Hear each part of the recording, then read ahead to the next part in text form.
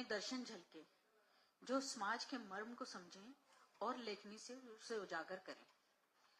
समकालीन हिंदी साहित्य में एक प्रतिष्ठित नाम, इन दिनों हालचाल अनभ्य कथा असुंदर सुंदर, बिल्कुल तुम्हारी तरह, कायंत्रण, कवि ने कहा, उजास, बेटियां, सूरज का अनूठा जैसी चर्चित काव्य संग्रहों के रचयिता, भारतीय समाज, राष्ट्रवाद और प्रेमचंद, विचारधारा, नए विमर्श और समकालीन कविता जैसी आलोचना कृतियों के लेखक, भारत भूषण अग्रवाल पुरस्कार, देवशंकर अवस्थी सम्मान, रामविलास शर्मा आलोचना सम्मान सहित कई प्रतिष्ठित पुरस्कारों से सम्मानित प्रोफेसर जितेंद्र श्रीवास्तव।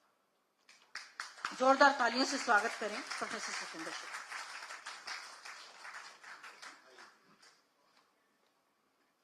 आइए मीनाक्षी जी, अच्छा है।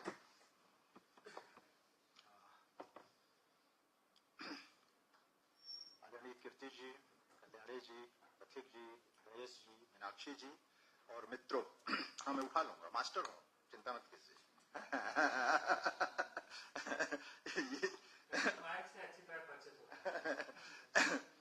तो हम लोग वैसे भी बहुत दूर तक बोलने के लिए अभ्यस्त होते हैं। बहुत अलग अलग तरह की कविताएं आपने सुनी और ये अच्छी बात है। मंच पर यही होना भी चाहिए कि अलग अलग। मैं सोच रहा था कि जब शेर वगैरह पढ़े जा रहे थे, मैंने सोचा था कि कुछ शेर सुनाऊंगा, गजल सुनाऊंगा, लेकिन अब मुझे लगता है कि वक्त बहुत हो गया है, इसलिए एक दो छोटी कविताएं सुनाता हूं। और सब लोग प्रेम की बात कर रहे थे तो प्रेम की कविता सुनिए। समकालीन हिंदी कविता में अब प्रेम कैसा है, किस तरह से हम समकालीन हिंदी कविता में प्रेम को देखते हैं। हालांकि इस कविता को मैंने 30 वर्ष पहले लिखा था। चुटकी भर में। बहुत आसान है किसी दिन चुपचाप उठकर तुम मेरे होने से बहुत दूर चली जाओ। बहुत आसान है किसी दिन चुपचाप उठकर तुम मेरे होने से बहुत दूर चली जाओ। संभव है जाने से पहले मेरे प्यार को दुलराओ। यह भी संभव है कि चौखट से तुम्हारे पांव टकरा जाएं और गिर पड़े स्मृतियों की गठरी। चौखट के सिरहाने छिटकी बिखरे स्मृतियां, बटोरो न बटोरो चलती जाएंगी वे तुम्हारे तलुओं से सटी लिपटी। तुम्हारी यात्रा में साथ होंगी स्मृतियां तुम्हारी थकावट बांटती हुई। जहां भी करोगी विश्राम बैठकर, जहां भी करोगी विश्राम बैठकर, वहीं आसपास तुम्हारे सपनों की धूप में मैं भी मिलूंगा। यह कैसे हो तुम रहो मैं नहीं, तुम्हारा कहीं भी होना मेरे साथ होना है। मेरा कहीं भी होना तुम्हारे साथ होना है। यह कैसे हो तुम रहो मैं नहीं, मेरा कहीं भी होना तुम्हारे साथ होना है। तुम्हारा कहीं भी होना मेरे साथ होना है। तुम कहीं भी जाओ, कितना भी बचकर जाओ, चुटकी भर चला ही जाऊंगा तुम्हारे साथ। चुटकी भर चला ही जाऊंगा तुम्हारे साथ। प्रेम को दरअसल बदलते दौर में अलग ढंग से देखने की जरूरत है। हम 21वीं सदी में हैं, जब हमारी मित्र, हमारी पत्नी, जिस भी अर्थ में आप देखना चाहते हो, हमारी हम कदम है। हमारी हम कदम है तो हम किस तरह देखें उसे। इसलिए जब हम लोग साहित्य के अध्येता के तौर पर चीजों को देखते हैं तो चीजें बदल जाती हैं। हमारे लिए अब रीतिकाल का प्रेम सिर्फ इतिहास की चीज है, वो हमारा वर्तमान नहीं हो सकता। वो नक्सिक वर्णन हमारा वर्तमान नहीं है। वो आज की स्त्री के साथ न्याय नहीं करता, आज के दाम्पत्य के साथ न्याय नहीं करता है। एक और प्रेम कविता सुनिए।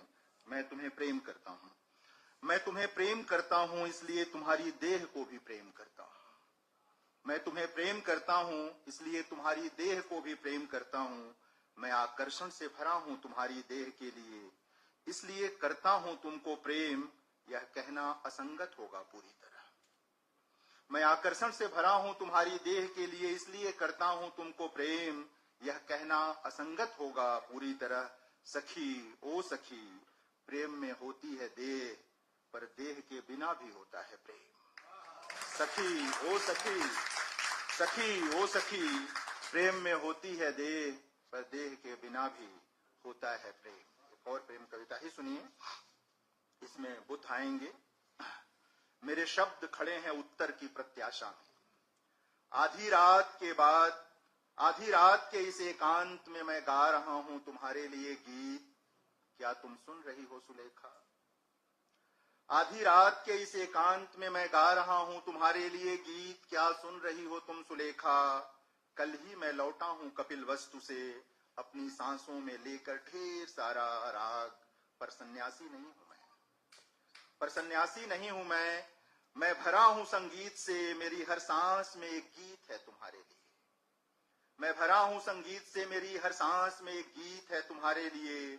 इस समय जो मैं गा रहा हूं रात के इस मझधार में, नदी के कछार में खड़ा, वह इसके पूर्व नहीं गाया किसी प्रेमी ने। वह मेरे ही कंठ से फूटा है पहली बार, चाहो तो पूछ लो तथागत से तुम, चाहो तो पूछ लो तथागत से तुम। इस कजरारी रात में तुम्हारा स्मरण पूर्णिमा के प्रकाश की तरह उतर आया है मेरी पुतलियों में। इस कजरारी रात में तुम्हारा स्मरण पूर्णिमा के प्रकाश की तरह उतर आया है मेरी पुतलियों में। इस समय मेरा गीत गूंज रहा है हृदय प्रांतर में प्रार्थना की तरह। क्या तुम मुझे सुन रही हो सुलेखा?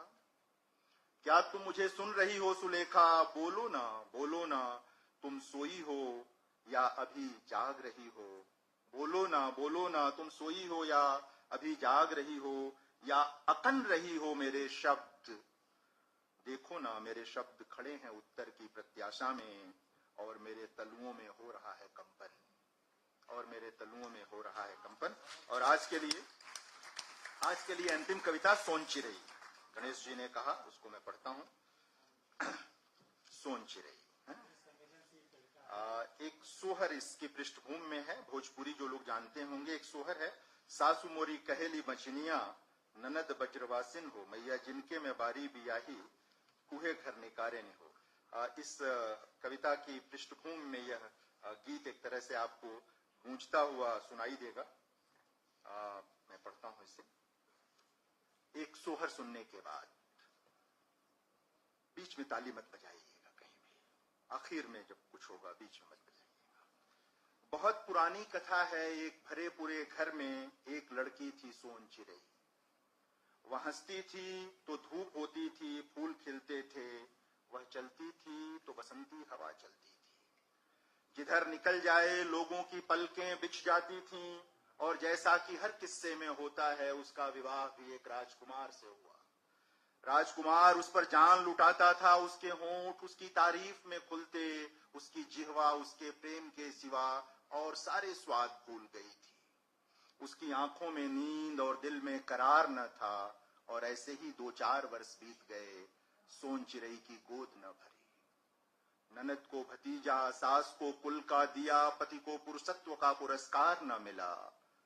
ननद कहने लगी बज्रवासिन, सास कहने लगी बांझ, और जो रात दिन समाया रहा उसमें सांसों की तरह, उसने कहा तुम्हारी स्वर्ण देह किस काम की, अच्छा हो तुम यह गृह छोड़ दो, तुम्हारी परछाई ठीक नहीं होगी हमारे कुल के लिए।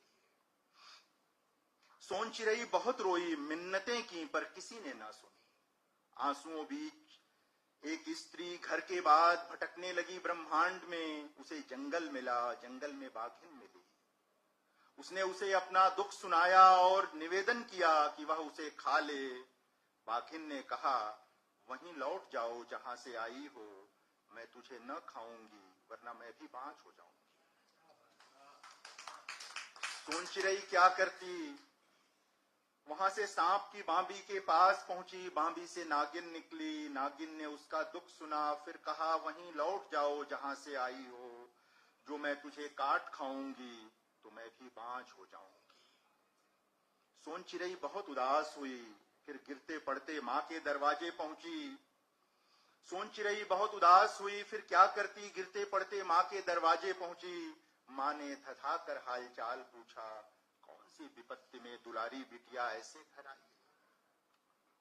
बेटी ने अपना दुख सुनाया और चिरौरी की निवेदन और चिरौरी की कि थोड़ी सी जगह दे दो मां रहने के लिए। मां ने कहा विवाह के बाद बेटी को नैहर में नहीं रहना चाहिए। नैहर माने मायका। मां ने कहा विवाह के बाद बेटी को नैहर में नहीं रहना चाहिए। लोग बाग क्या कहेंगे, वहीं लौट जाओ जहां से आई हो। और सुनो, बुरा न मानना बेटी, जो तुम्हारी परछाई पड़ेगी तो मेरी बहू बाँझ हो जाएगी। और यह कहकर मां ने अपना दरवाजा बंद कर लिया। अब सोन चिरई क्या करती? उसने धरती से निवेदन किया, तुम्ही शरण दो मां, दुख सहा नहीं जाता, इन कदमों से चला नहीं जाता। जो लोग पलकों पर लिए चलते थे मुझे, उनके उसारे में भी जगह न बची मेरे लिए। अब कहां जाऊं तुम्हारी गोद के सिवा? धरती ने कहा, तुम्हारा दुख बड़ा है। धरती ने कहा, तुम्हारा दुख बड़ा है, लेकिन मैं क्या करूं? जहां से आई हो वहीं लौट जाओ। जो मैं तुमको अपनी गोद में रख लूंगी तो ऊसर हो जाऊंगी। और मित्रों, इसके बाद जो हुआ वह किसी किस्से में नहीं है। हुआ यह कि सब ओर से निराश सोन चिरई बैठ गई एक नदी के किनारे। एक दिन गुजरा, 2 दिन गुजरा, तीसरे दिन, तीसरे पहर प्यास से बेहाल एक युवक नदी तट पर आ मिला। उसने सोन चिरई को देखा। सोन चिरई को देख पल भर के लिए वह सब कुछ भूल गया। उसने विह्वल हो नरम स्वर में सोन चिरई से